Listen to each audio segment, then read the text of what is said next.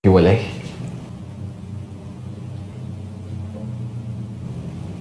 Mas makakabuti sa atin to. Alam kong ako'y nangako. Kasi hindi ko naman mabubura sa isip mo yung nagawa ko eh.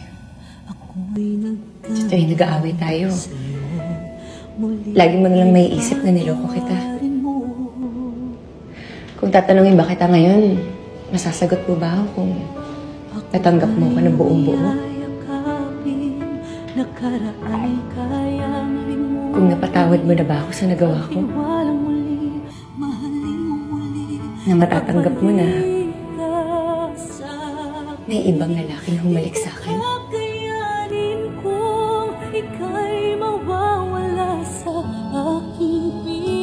O diba? Kaya mas mabuti nang ayusin natin kung paano tayo maging magkaibigan para sa anak natin.